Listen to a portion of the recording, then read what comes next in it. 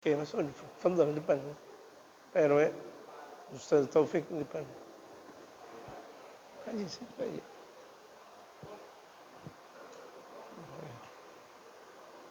Pokoknya pengajian kita sunnah yang kira-kira di depan itu adalah orang-orang yang punya keilmuan, punya umur, punya ada dampak dalam masyarakat. Sunnah Rasul. Bapak yang baju hitam, fadhal. Fadhal. Jamaah sekalian yang dirahmati oleh Allah Subhanahu wa taala, banyak jamaah salat subuh berjamaah Masjid Jami' Guru Sya'ban, Masjid Ad-Diya. Pada hari ini alhamdulillah, di hari-hari ini kita kedatangan mutiara-mutiara tarim yang alhamdulillah baru saja diobrolkan kepada Ustaz Abdul Aziz lewat Abang Hafiz. Terjadilah tertib pada hari ini dengan kedatangan Habib Saleh bin Yahya Mauladawiyah, alhamdulillah, yang beliau tidak asing lagi buat jamaah, apalagi di masa-masa corona. Beliau alhamdulillah bersama kita dalam sebuah kajian pencerahan, dalam sebuah kajian ilmu, zikir, teladan buat kita, yang mudah-mudahan terus bakal membekas dalam kehidupan kita sekalian. Beliau tidak lama di kita, cuma waktu corona cuma beberapa bulan, Pak. 1 bulan. Tapi insyaallah sangat berpengaruh dalam kehidupan kita. Amin ya rabbal alamin. Panjang kalam kepada Al-Habib Saleh bin Muhammad bin Yahya Mauladawiyah, wa ilahi falyatafaddal ma'juran.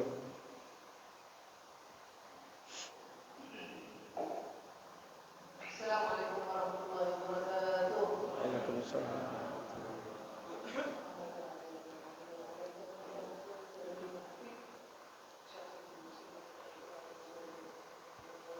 Alhamdulillah khaliquna min al-'alam wa satarana jami'an ni'am subhanahu jalla jalaluhu rafa'a al-mu'minina wa ahla al-'ilmi wa zadahum fakhra arsala ilayna afdala 'abdihi sayyidina Muhammad Allahumma shalli wa sallim. Allahumma salli wa sallim alaihi wa ala alihi wa sahbihi wa man sara ala nahji yaumiddin, amma ba'd.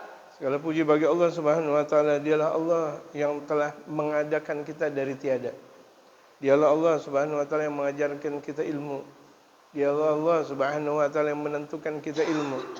Dialah Allah Subhanahu wa taala yang telah memberikan keberkahan kita tentang keilmuan. Dan dialah sang pembawa keberkahan ilmu baginda Rasul Muhammad sallallahu alaihi wasallam, yang kita ikuti arahannya, yang kita ikuti petunjuknya, yang kita ikuti segala aturan-aturannya sallallahu alaihi wasallam. Awalan nahmadallah an waffaqana wa sahhalana an nusalli hadhihi salat subh yawm al-jum'ah jama'ana. Alhamdulillah kita diberikan taufik oleh Allah Subhanahu wa taala dan kita mendirikan salat Jumat. Maksud saya salat subuh di hari Jumat berjamaah. Ini merupakan sebuah karunia, taufik yang datang dari Allah Subhanahu wa taala. Hadhihi salat hiya afdal salawat. Dan salat yang baru saja kita lakukan itu adalah seistimewa salat. Rawal Imam al-Baihaqi min hadits Abdullah bin Umar qala afdalus salat salatu subh yawm al-jum'ah jama'atan qalbi. Hadis yang diriwayatkan oleh Imam Baihaqi dari Sayyidina Abdullah bin Umar, dikatakan bahwa baginda Rasulullah sallallahu alaihi wasallam bersabda, seistimewa salat adalah salat subuh berjamaah di hari Jumat. Afdal salawat bi kalam Nabi sallallahu alaihi wasallam. Ini adalah seafdal-afdal, seistimewa-istimewa salat dengan sabda baginda Rasul ثم Muhammad. بعدها ما هي الأفضلية؟ Kemudian setelah salat subuh berjamaah di hari Jumat, apa keistimewaan-keistimewaan berikutnya?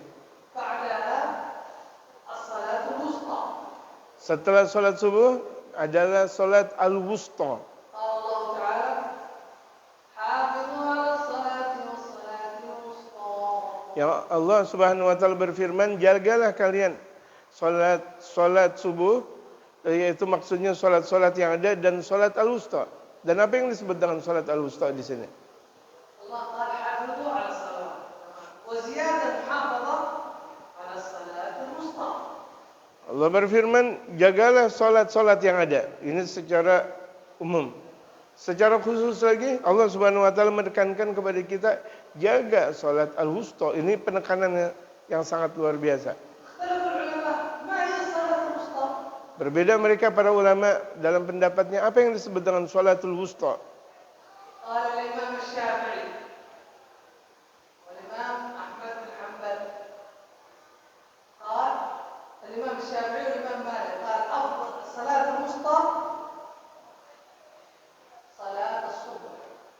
Imam Syafi'i dan Imam Malik yang disebut dengan salat wusta, yang mereka berpendapat adalah salat subuh. وقال علي بن أبي طالب وعبد الله بن عباس. Kemudian Sayyidina Imam Ali bin Abi Thalib, Sayyidina Abdullah bin Abbas, وقال أبي حنيفة dan juga Sayyidina Imam Abu Hanifah, والإمام الحنابلة والإمام الحنبلي، yaitu Imam Ahmad bin Hanbal pula, قال الصلاة الوسطى صلاة العصر. yang disebut dengan salatul wusta itu adalah salat asar.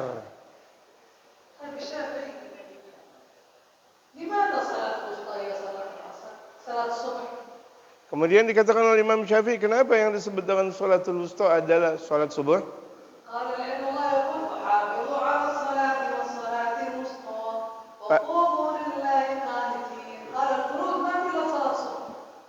Padahal di sini dikatakan dalam firman Allah Subhanahu wa taala, jagalah kalian salat secara umum. Kemudian salatul wusta, wa qumu lillahi qanitin, dan jalankan kalian karena Allah Subhanahu wa taala dalam keadaan berkunut. Artinya di sini Imam Syafi'i berpendapat tidak ada dalam salat kecuali salat dengan kunut, kecuali itu adalah salat subuh. Maka disebut dengan salatul wusta menurut mazhab Imam Syafi'i itu adalah salat subuh. وهذه الصلاة الصبح لها ميزات كبيرة. Karena dalam salat subuh itu banyak keistimewaan. من خصوصياتها قال الله: وقرآن الفجر إن قرآن الفجر كان مشهودا. قرآن الفجر يعني صلاة الصبح. مشهود يعني تشهده الملائكة. Quran Al-Fajr, dalam firman Allah Subhanahu wa taala, sesungguhnya dalam Quran Al-Fajr itu disaksikan. Maksud Quran Al-Fajr, Quran di waktu fajar, itu adalah salat subuh. الملائكة تحضر كل الصلوات. Benar, di setiap salat dihadiri oleh mereka para malaikat-malaikatnya Allah Subhanahu wa taala. لكن لماذا الله يقول ومشهودا؟ هذه الملائكة تحضرها صلاة الصبح. Kenapa kekhususan di mana salat subuh itu disaksikan oleh malaikat, padahal malaikat seluruhnya hadir? ميزة صلاة الصبح وصلاة أنه يجتمع فيها ملائكة النهار وملائكة الليل يجتمع. Keistimewaan salat subuh di mana kumpulnya malaikat malam dan kumpulnya malaikat siang itu berkumpul di waktu salat subuh. قال النبي صلى الله عليه وسلم حديث رواه البخاري ومسلم قال: يتعاقبون فيكم ملائكة بالليل والنهار. Dalam sabda Rasulullah yang telah diriwayatkan oleh Imam Bukhari, itu bergantian malaikat-malaikat malam dan malaikat siang. Namun di waktu subuh semuanya berkumpul. يتعاقبون فيكم ملائكة بالليل والنهار ويجتمعون في صلاة العصر والصبح. Bergantian malaikat siang dan malam, tapi mereka berkumpul malaikat siang dan malam itu di waktu salat subuh dan salat asar berjamaah. ثم يعرج الذين باتوا فيكم. Kemudian setelah itu mereka para malaikat naik kembali. فيسألهم ربهم وهو أعلم. Kemudian Allah Subhanahu wa taala bertanya kepada mereka para malaikat, sementara Allah Maha mengetahui, كيف تركتم عبادي bagaimana kalian meninggalkan hamba-hambaku? يقولون يا رب أتيناهم وهم يصلون وتركناهم وهم يصلون. Ya Allah, ya Tuhan kami, ketika kami datang mereka dalam keadaan salat, dan ketika kami keluar pula, kami naik menghadap Engkau ya Allah, mereka juga dalam keadaan salat. فلذلك من نعم الله أن الملائكة ما يذكرون الفضائح في الليل، عملنا فضائح وأنا ما يذكروها، يذكرون وقت أنهم حضروا معنا الصلاة. Malaikat-malaikatnya Allah Subhanahu wa taala tidak pernah menyebutkan keburukan-keburukan di malam hari. Kemudian hadirnya mereka dalam salat berjamaah di salat subuh ini merupakan karunia Allah Subhanahu wa taala di mana tidak ada permasalahan maksiat dan sebagainya, dan kita didatangi dengan keberkahan tersebut oleh mereka para malaikat-malaikatnya Allah. وهو عرض يومي للأعمال إلى الله يعرض. Dan di waktu hari untuk dikembalikan kepada Allah Subhanahu wa taala segala macam amal perbuatannya. هناك عرض أسبوعي للأعمال وهناك عرض سنوي. Ada juga di setiap hari ada diungkapkan pahalanya, dikembalikan kepada Allah, ada setiap minggunya dan juga ada setiap tahunnya. العرض الأسبوعي في يوم الخميس والاثنين يعرض إلى الله. Di setiap minggu, hari Kamis dan hari Senin selalu amal tersebut digulirkan menuju hadirat Allah. والعرض السنوي في شعبان بالنصف. Dan setiap tahunnya itu diungkapkan di hadirat Allah di malam nisfu Sya'ban. هناك أحاديث في هذا اليوم. Yang banyak hadis berbicara tentang nisfu Sya'ban. الملائكة يتعاقبون في صلاة الصبح وصلاة العصر. Demikian juga malaikatnya Allah Subhanahu wa taala bergonta-ganti mengambil shiftnya masing-masing, ada salat, ada malaikat malam, ada salat asar, dan mereka berjumpa di waktu subuh dan di waktu asar. لماذا العلماء والصالحين جعلوا المصافحة على صلاة الصبح والعصر لهذا الحكمة حتى يصافحوا الملائكة معهم؟ Kenapa mereka para ulama-ulama saleh itu biasanya mengadakan salam-salaman setelah salat subuh dan setelah asar? Apa hikmahnya? لكي يتصافحون مع الملائكة. Tujuannya agar mereka jamaah bisa bersalam-salaman kepada malaikatnya Allah Subhanahu wa taala, mumpung lagi pada berkumpul. أخذا من هذا الحديث من هذا الحديث Dan kaif? أخذا من هذا الحديث Dan ini jelas dalam hadis ini صلاة الصبح هذه مرة رجل شاعر محافظ ذكرها في إحياء علوم الدين، رجل شاعر كان حريص على أن يأتي إلى صلاة الصبح. ada seseorang yang sudah sangat dewasa, tapi beliau nih, orang tersebut selalu menjaga salat subuh berjamaah. ففي الليل نزل المطر. Satu waktu di malam hari turun hujan. بعد ذلك جاء وقت الصبح خرج هذا الرجل يتعكز يريد المسجد. Dan seorang tersebut yang memang sudah merutinitaskan salat subuh berjamaah, memastikan diri untuk salat subuh berjamaah di masjid walaupun hujan. وكان الأرض بعد المطر وحل. Padahal ketika itu pijakan bumi itu sangat curam. مشى انزل الأرض. Ketika beliau jalan, walaupun sudah berhati-hati, sangat berhati-hati, akhirnya kepleset juga, jatuh. ثيابه كلها توسخت. Akhirnya bajunya tuh kotor. رجع إلى البيت. Balik ke rumah, غير الثياب. mengganti baju, رجع يمشي. akhirnya balik lagi ke masjid dengan baju yang bersih. يمشي في الطريق وحل مرة ثانية. Kemudian ketika datang yang kedua lagi di jalanan, licin, kemudian jatuh lagi. رجع إلى البيت. Balik lagi ke rumahnya untuk ganti baju. غير الثياب. Ganti baju. مشى وهو شاعر يمشي يريد المسجد. Akhirnya setelah ganti baju, berangkat lagi menuju masjid. Padahal ini usia sudah cukup dewasa. وعنده تصميم للأذهاب الحزب. Ya, kekuatan untuk bisa berangkat, alhamdulillah. ما جاء في الثالثة خلاص سيسقط حصل الرجل يمسك بيده. Yang ketiga kalinya akhirnya dia terjatuh karena memang licin hujan. Akhirnya sebelum dia jatuh dia pegang dirinya. مسك بيده إلى باب المسجد. Dia pegang dirinya sampai akhirnya sampai ke pintu masjid. لما وصل المسجد جاء يدخل وهو لم يدخل. Ketika datang di masjid, mulailah ada satu kejadian di sini kita. مسك بيده لماذا لا تدخل؟ ادخل معي. Kemudian dipegang tangannya, kenapa engkau enggak bareng bersama aku? قال أنا لا أصلي. Kemudian dia mengatakan, aku tidak sholat. كيف لا تصلي؟ Kenapa engkau tidak sholat?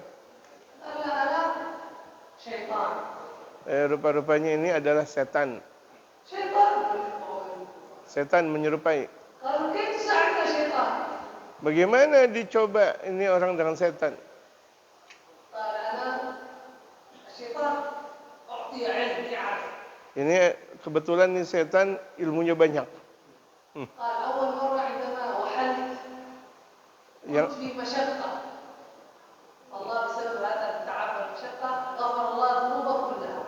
Ini gara-gara ini seorang yang tua tersebut di waktu pertama licin kemudian jatuh.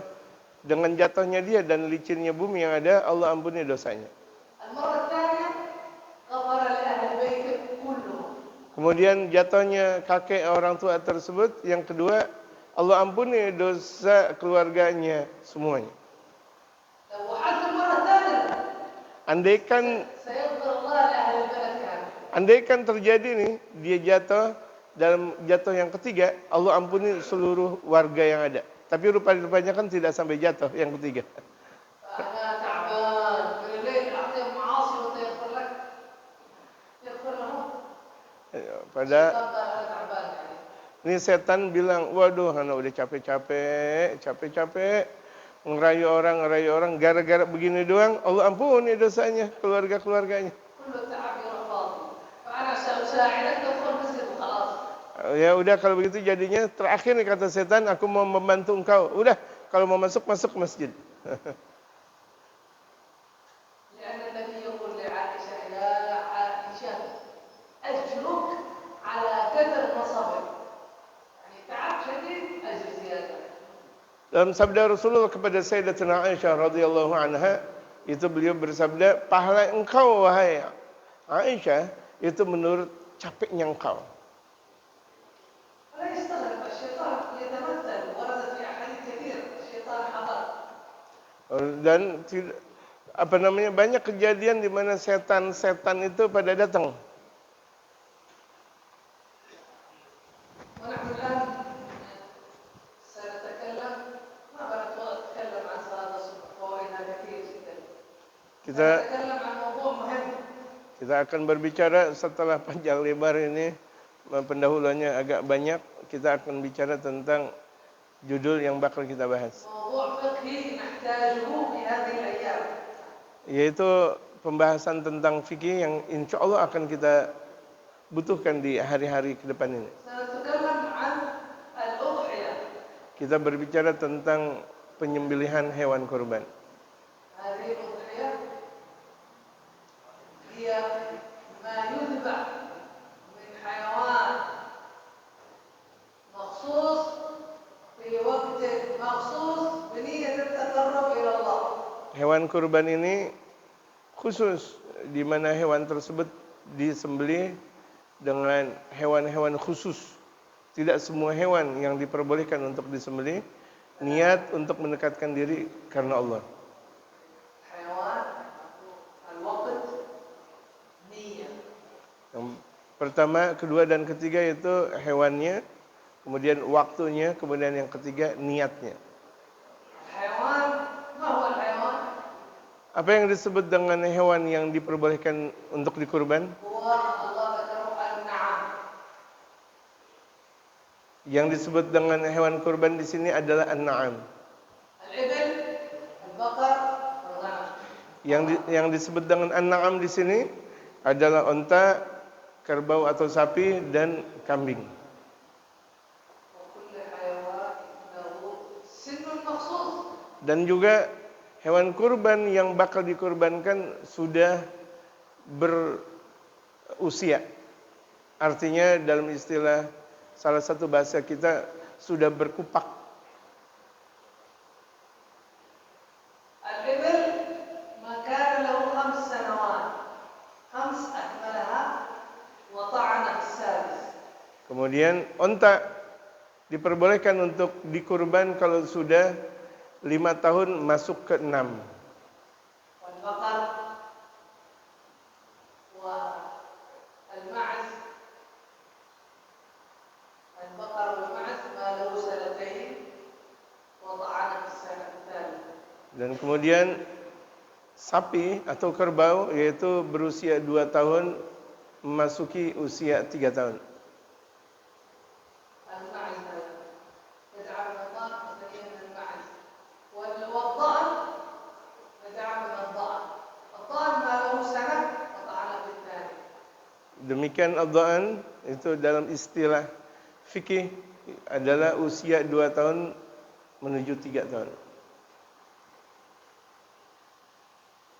إذا كان أجدعت سنونه قبل سنة يكفي حتى بعد 6 أشهر. Kalau sudah kupak walaupun belum sampai 1 tahun, maksud kupak di sini diantaranya di mana giginya sudah tanggal. Giginya sudah tanggal. Ingat itu namanya ciri kupak. Nah, maka diperbolehkan. كيف نعرف عمر الحيوان؟ شيله بطاقة تعتبر. Bagaimana kita mengenal hewan? Apakah hewan punya KTP? كيف نعرف عمره؟ Bagaimana kita kenal umurnya hewan?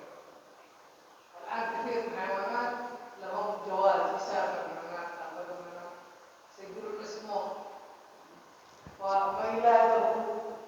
Sekarang kita lihat banyak hewan-hewan yang ada punya kartu hewan. Ini di sini, ini di sini, kemudian lahirnya ini, lahirnya itu hewan. Sekarang banyak kejadian. أنت تحسب على ما يقول البائع. ما يقول لك البائع تأخذ لأنه في علامات تبين العمر. Masalah umur mudah untuk dipelajari ya, karena memang udah ada tanda-tanda tentang umur, tentang permasalahan hewan-hewan kurban yang diperbolehkan untuk dikurban. بعض البلدان عندهم يدعم ثنية هذه عندهم يكفي سنة. ثنية من معز يكفي سنة. هذا الحنابلة وغيره. Di antara imam mazhab yang ada, Imam Ahmad bin Hanbal, itu ada yang mengatakan cukup 1 tahun. مرة واحد يأخذونه بأصحاب السعودية. Satu waktu ada di Saudi itu menjual binatang. مرة واحد في السعودية كان في السعودية ثم انتقل إلى إندونيسيا. Kemudian pindah ke Indonesia. بعد ذلك جاء وقت الأضحى يتصل بي يقول لي هنا الحبائب يضحون بالمعز 2 سنين. Kemudian orang tersebut ketika tinggal di Indonesia mengetahui di waktu Idul Adha itu nelpon kepada beliau, mengatakan bagaimana ini sebahagian habaib berkorban di usia hewan tersebut di usia 2 tahun. Bagaimana ini? قلت له افهم هذا ليس فعل حبائب هذا مذهب شافعي مذهب شافعي. Kemudian Habib Saleh mengatakan kepada orang tersebut, ketahui ini bukan mazhab Habib. Enggak ada mazhab Habib, ini adalah mazhab Imam Syafi'i. Ya, enggak ada mazhab Habib. Ini adalah mazhab Imam Syafi'i.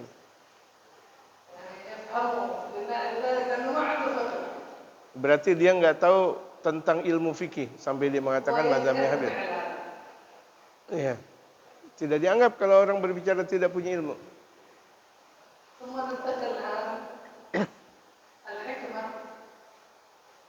ما الحكمة من هذه الأضحية Kemudian kita membahas tentang hikmah kurban. الحكمة أننا نقتدي بسنة أبينا إبراهيم. Yang pertama, kita mengikuti sunnah yang sudah dijalankan oleh bapak moyang kita, Nabi Allah Ibrahim alaihissalatu wassalam. هذا نبي الله إبراهيم حدث له قصة عظيمة. Dan ini ada kisah yang sangat agung dalam kisah Nabi Allah Ibrahim. قال الله سبحانه وتعالى الله أمره أن يذبح ولده. Dalam firman Allah memerintahkan kepada Nabi Allah Ibrahim untuk memenggal kepala anaknya. قال الله فلما بلغ معه السعي يعني اسمه من؟ اسمه ولده؟ Ismail. إسماعيل لما بلغ معه السعي يعني خلاص ولد كبير بده يمشي معه. Dalam firman Allah, tatkala Nabi Allah Ismail sudah meranjak remaja, يعني كبر الولد الرجل لما يكبر ولده يفرح فيه ويحبه أكثر لأنه يحس أنه يعتمد عليه الآن. karena biasanya kalau misalnya ada anak kecil sudah mulai tumbuh remaja, orang tuanya bergembira. Kenapa? Oh, anaknya sudah mulai besar. Artinya orang tuanya sudah bisa minta bantuan kepada anaknya yang sudah mulai tumbuh remaja. يعني هو جاء الولد متأخر ثم كبر لما كبر فرحان إبراهيم ما شاء الله ويعتمد عليه يعني يعتمد عليه الآن كبير. Ketika kedatangan Nabi Allah Ismail alaihissalam, bergembira Nabi Allah Ibrahim sampai dipeluk dan bergembira yang berkesangatan karena bakal menjadi regenerasinya Nabi Allah Ibrahim.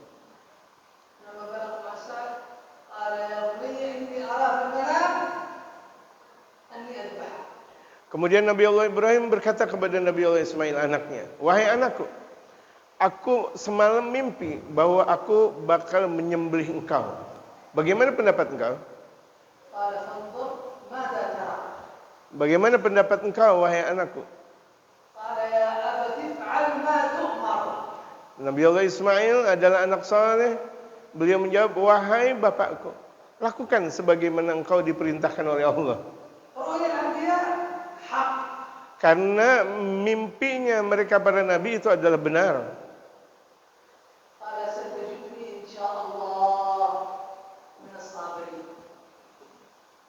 Kelak engkau, wahai anak, wahai ayahku, engkau bakal menjumpai aku di antara orang-orang yang sangat-sangat sabar.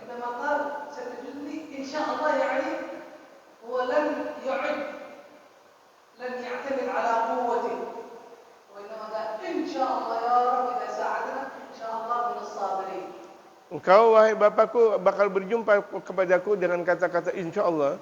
Artinya insya Allah di sini mengandalkan kekuatan Allah, bukan kekuatan dirinya. Insya Allah kita bakal berjumpa dan aku di antara orang-orang yang sabar.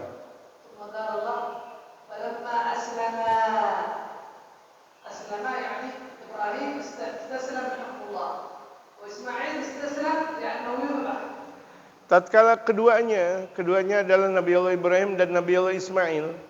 Aslam di sini arti untuk Nabi Allah Ibrahim itu pasrah apa yang telah diperintahkan oleh Allah Subhanahu wa taala. Sementara aslam dimaksud untuk Nabi Allah Ismail itu aslam artinya ketentuan bahwa beliau bakal dikorban.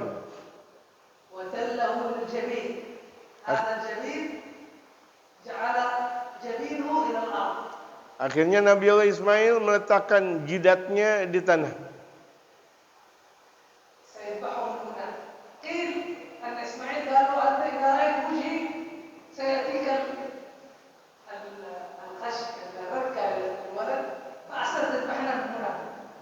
Jadi kenapa Nabi Allah Ismail kecil, beliau menjatuhkan dirinya dalam keadaan seperti ini? Karena ada rasa takut walau bagaimanapun juga. Jadi dipenggalnya enggak lewat hulkum di sini, tapi lewat batang leher dari belakang, biar enggak kelihatan oleh Nabi Allah Ismail kecil.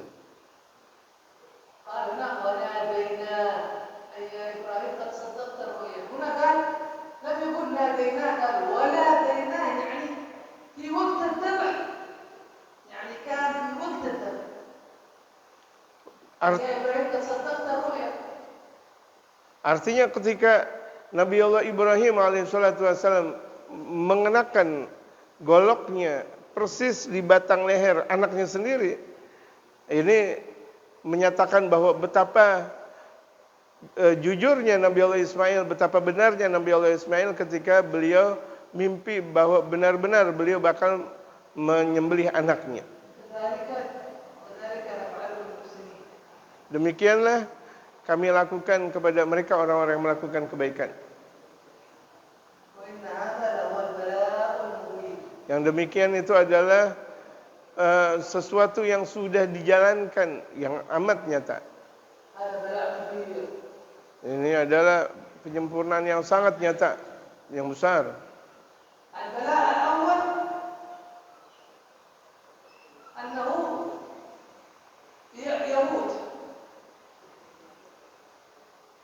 أيوة. يعني بلاءات كثيرة ما كان الله لم يقتل إسماعيل لو كان قتله مات يعني بلاء. Ini adalah sesuatu yang Allah Subhanahu wa taala berikan kepada Nabi Allah Ibrahim, Nabi Allah Ismail dan keluarganya. Ini semuanya adalah pemberian dari Allah. Apakah Nabi Allah Ibrahim dan Nabi Allah Ismail sabar? Diberikan seperti ini modelnya. Kalau misalnya terjadi kematian bakal menjadi musibah yang pertama.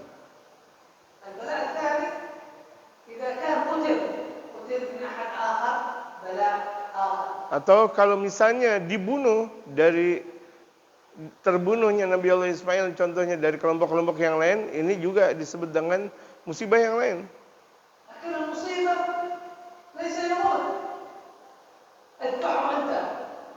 Tapi di sini sesuatu yang sangat besar cobaannya. Cobaannya bukan mati, tetapi bapaknya sendiri yang langsung memenggal anaknya. Ini cobaan yang paling berat dalam satu kehidupan.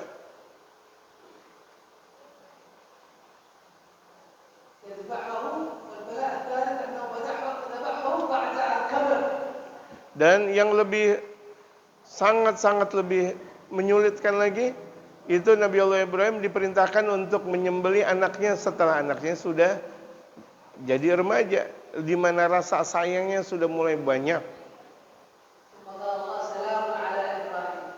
Kemudian ketika baru saja Nabi Allah Ibrahim meletakkan bendoknya atau goloknya di di belakang leher Nabi Allah Ismail, Allah berfirman, selamatlah kepada Nabi Allah Ibrahim.